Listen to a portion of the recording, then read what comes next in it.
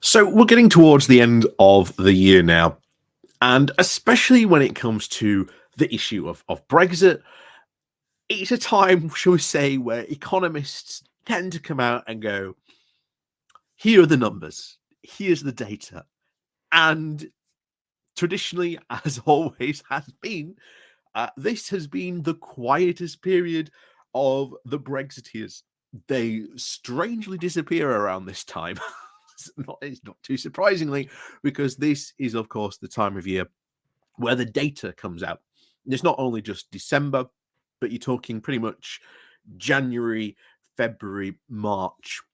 Data just gets constantly released about, trade figures, the economic figures, how different businesses and sort of industries are doing.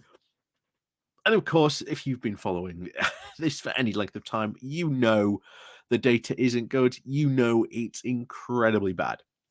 But the other thing is, of course, always good to do is to have a look at what other people, and especially not people in the UK, but how is Brexit perceived in Ireland, for example, or in France or Germany. I'm always really interested to see what the perception is of, certainly from the outside looking in, shall we say, when it comes to Brexit.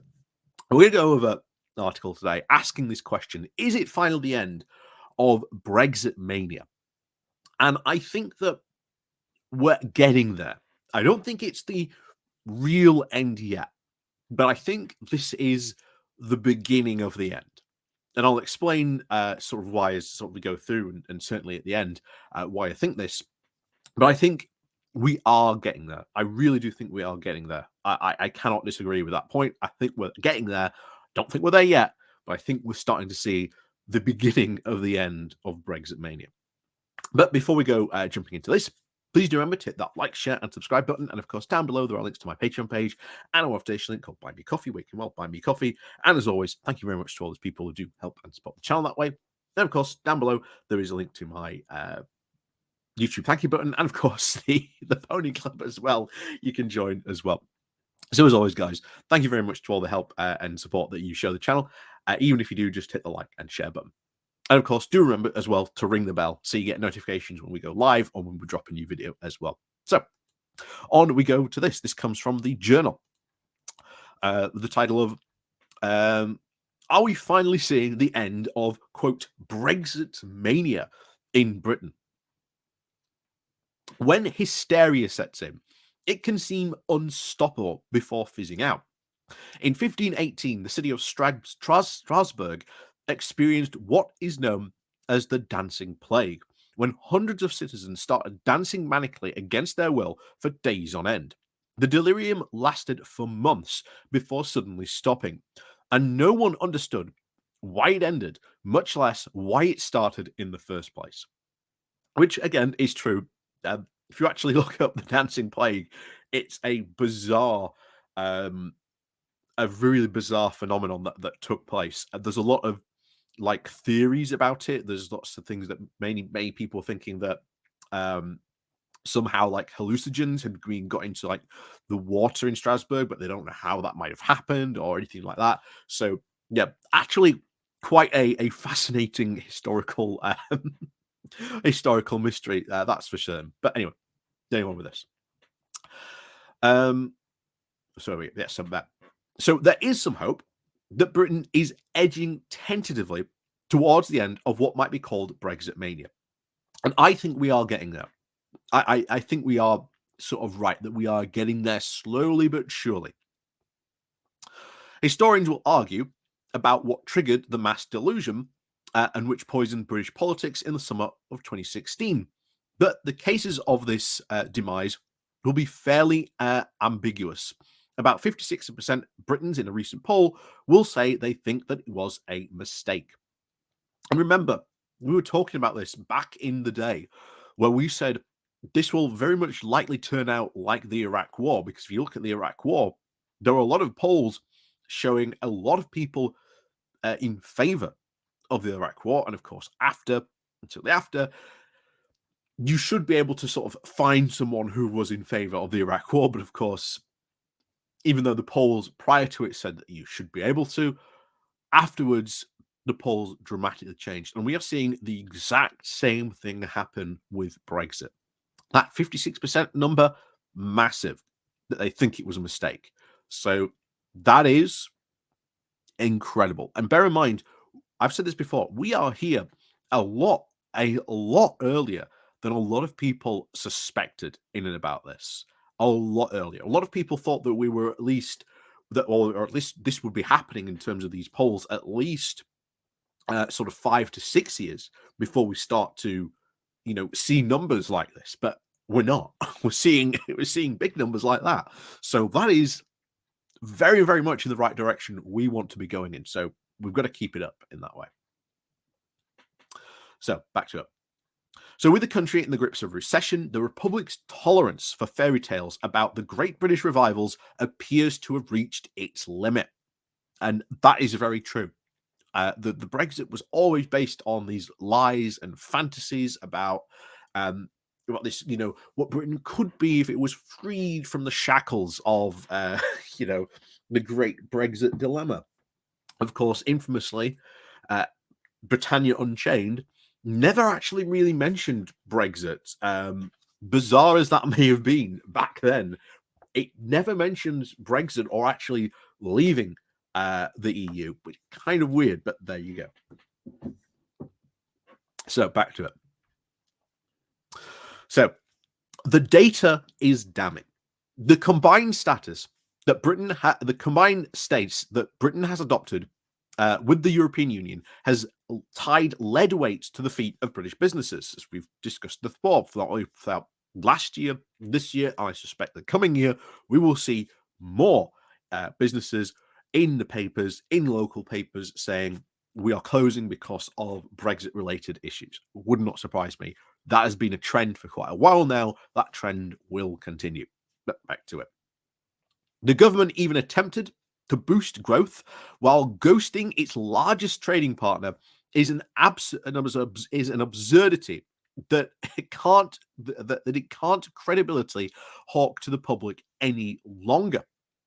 See, the moderate Tories know this, which is why solutions like a Swiss-style deal with Brussels are being whispered about in the corridors of power.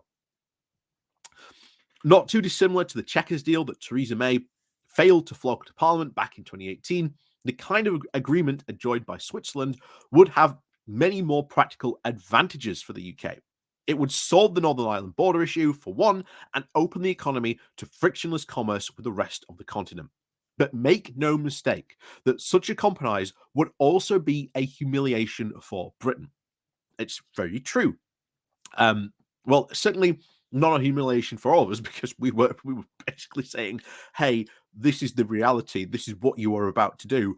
Would you care to explain that reason?" Of course. Oh well, that's just Project Fear. So it's not egg on people who campaigned to remain or anything like that. It's going to be a massive humiliation, certainly to the Brexiteers who proclaimed that Brexit would work, that they would make Brexit work. Remember, we have had really a Brexit government going all the way back to Theresa May, even though, of course, Brexiteers will disagree. That has really been the case. And the Conservative Party knows that Brexit is not going to sort of fully work that they would like to. It's just this rampant group of the hard right-wing libertarian of the party that, under Liz Truss, failed spectacularly and haven't gone away. They haven't really been defeated. They've just sort of taken a step back as to not be noticed too much. But there you go. But make no mistake, compromise would also be a humiliation for Britain. It would mean setting back up the terms and the conditions that it so forcefully rejected without any influence wielded by a member state. It would be like breaking up with your partner only to call back after realizing how much rent costs for a single person. Yep, that's completely true. The bitter irony is that Britain once had the most, and it is true, the most bespoke agreement of any EU country, with all the benefits of membership while remaining outside of the euro and the Schengen area. It was a plum deal, one which will never be offered to anyone again, which is, again, very true. And I've said this before. There's no reason not to sort of regret losing that deal, because while we would be sort of members again, being members of that of the EU again would still be a pretty good deal. Being part of the euro, I don't mind that. If we lose the pound and we join the euro, I don't mind. If we join the Schengen area, I don't mind. I think there are lots of advantages to being, part of being the euro and the Schengen area. But back to it. So to accept a deal that leaves the nation no better off than it was it pre-referendum would be to admit that the whole process has been a misadventure. A grisly message that no prime minister has been willing to be honest about. Yeah, exactly.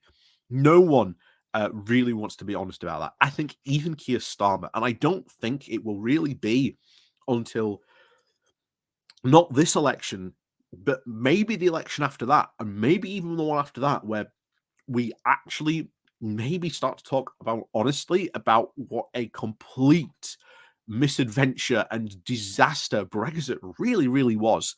I really think so. But we, like I say, even though, as I said, we're getting there and we've had all these big numbers, the hesitation in Parliament to talk about Brexit, as much as I disagree with it, I do get the reasons behind it. I really do.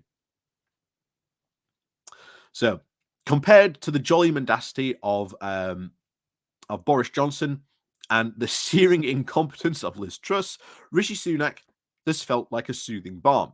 Nevertheless, he knows that any display of pragmatism or humility on Brexit would cause a revolt on his party backbenchers, which we saw very recently, where there was just an even slight hint, not anything concrete, just the sheer hint that Sunak and Jeremy Hunt might be pursuing a Swiss style deal.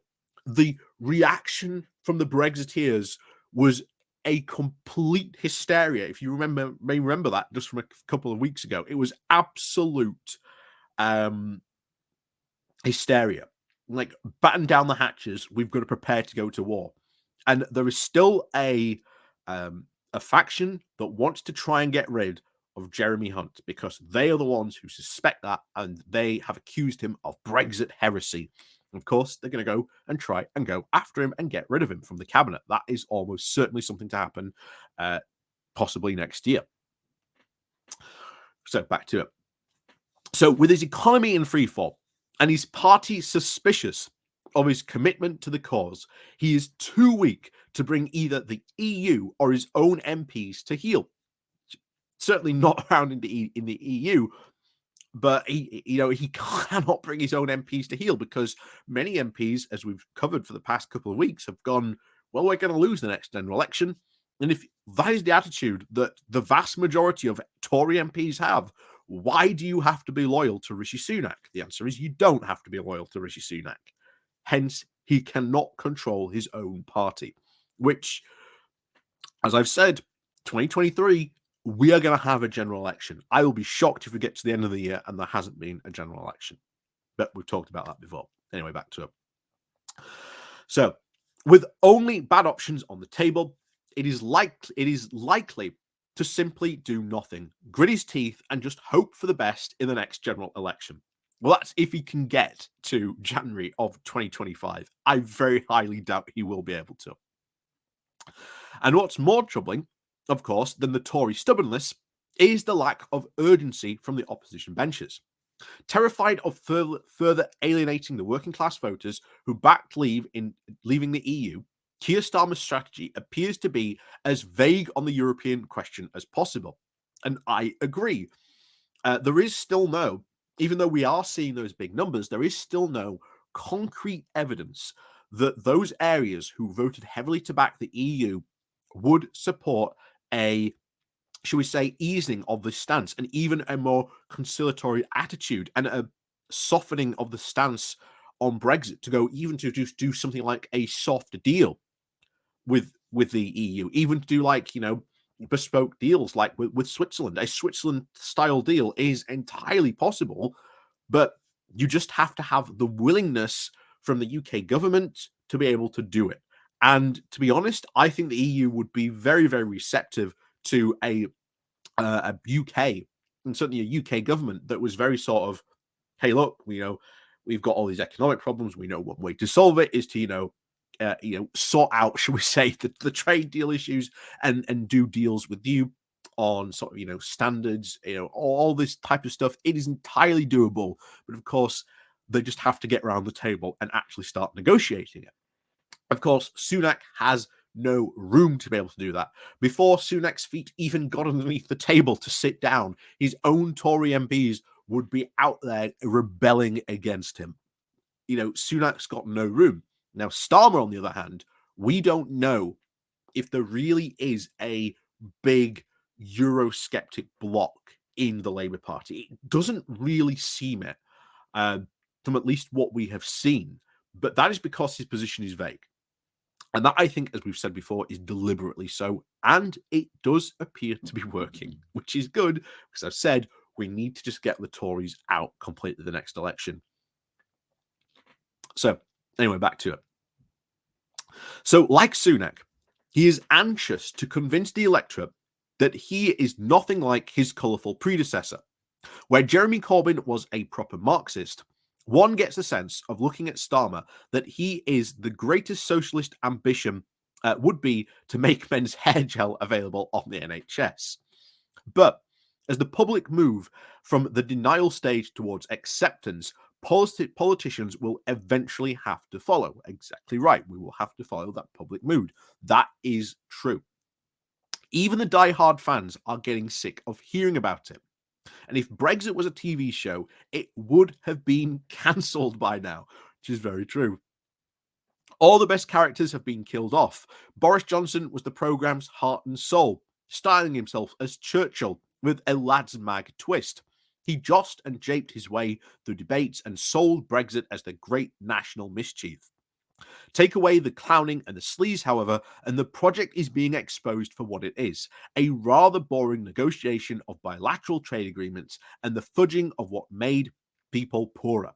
When the finale finally airs, everyone will wonder how they even let themselves get so carried away. Yeah, I completely agree with that. I think we are getting to that stage. I really do think we are getting that. And it's even fascinating that you are seeing now, again, as we've seen this outside looking in sort of view from Brexit, that is starting to see the reality there. That, oh yeah, people are sort of catching on. I would like to see, certainly this year, I think, really focus on. I think the pro EU movements really need to sort of start to focus on getting some concrete numbers. What people really think of Brexit in those areas that voted for Brexit. Is there really a sense that if politicians actually start to talk about Brexit, being conciliatory, making steps to aligning with the EU in terms of standards and sort of like workers' rights and things like that, and sort of keeping those standards aligned. That's what do the public actually think about that? Because at the end of the day, that is what really Brexit is now about, aligning with these standards so that trade becomes easier, so that there is less barriers, that there is less friction. And to do that, we have to do those alignments. And I have to ask the really serious question: would the British public actually care if that debate were to take place in Parliament? And I'll tell you now, I don't think they would. I really don't think they would, because I do not think the British public, or at least the British voting public, cares that much about the nitty-gritty ins and outs of the trade deals. I really don't think so. I think they can sense and see a bad deal when they look at one. And I think that has to ask the question of, if you say to the British public, look, Boris Johnson's oven ready Brexit deal was not even oven ready. It was barely defrosted at best. And when it's been put into the oven, it's very clearly not ready. We're going to go and do some, sort of bilateral deals with the EU, maybe secure like, sort of similar rights with like, regulatory alignment and things like that. Do you think the British public would seriously care? I am seriously starting to consider I don't think they would. And then as we start to sort of move, this is when the argument becomes, do we sort of take this move towards this more Swiss style deal? If we do that, then do we move towards a sort of rejoining single market and customs union status? The European Economic Area type of agreement. And then from there, do you move into sort of full, EU membership? The path back to the EU is already forming. It's just really the direction of which way we go, and I think time of how long it takes. And by the fact that we are having such big numbers as we have seen, I think that time period is shortening all the time. So, as always, guys, like I say, thank you very much for watching. Please do remember to hit that like, share, and subscribe button. And of course, down below, there are links to my Patreon page and a motivation link called Buy Me Coffee, where you can buy me coffee. And as always, guys, thank you very much for watching. And of course, we'll see you all next time.